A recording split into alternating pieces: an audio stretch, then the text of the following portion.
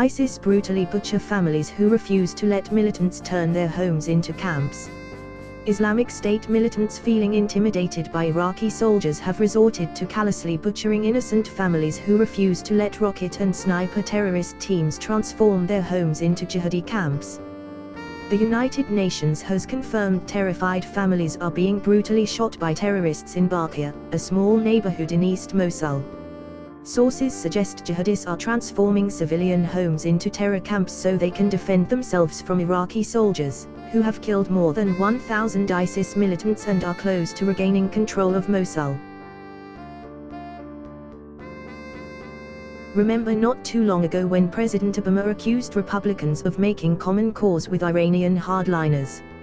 It appears now that Democrats and Al-Qaeda have found common cause themselves. Both want to exploit weak immigration laws to destroy America. A new book reveals the terrorist organization's plans to manipulate America's lax immigration laws to infiltrate the legal and welfare systems. Al-Qaeda wants Muslims to wrap themselves in America's rights and laws for protection, then rise up and violently impose Sharia from within. The source for this blockbuster revelation none other than 9/11 mastermind, Khalid Sheikh Mohammed.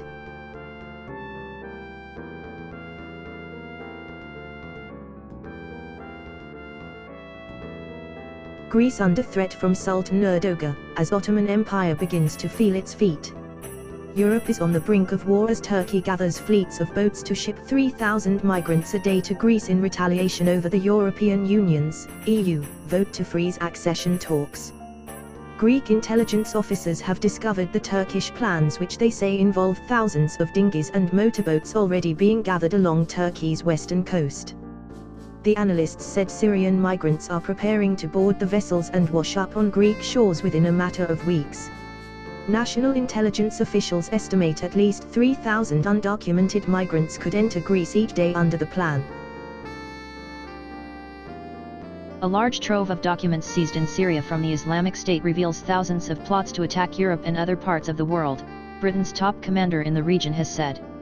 More than 10,000 documents and a huge amount of digital data were seized after the group was driven out of Manbij in northern Syria in August, according to Major General Rupert Jones. "If we want to keep Britain safe, we need to deal with TODAYS," he said, using another name for the extremist group. Burqa under fire in Holland. Dutch MPs on Tuesday voted overwhelmingly to ban the Islamic full-face burqa from some public places such as schools and hospitals. "The law is adopted," said the Speaker of the lower house of Parliament, Khadija Arib, referring to legislation which will also ban burqas and face coverings just with eye slits from public transport. The motion to ban all clothing which completely covers the face from government buildings was approved by 132 members in the 153-seat House, including Prime Minister Mark Rutte's ruling Liberal Labour coalition. The legislation must now go before the Senate for approval before becoming law. It follows similar bans imposed in France and Belgium, and comes amid rising tensions in Europe with Islamic communities.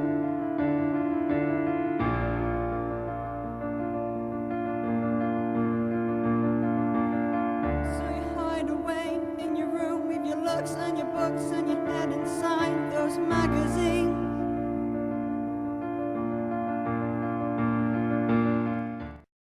Active material produced at one of Iran's nuclear plants has been stolen.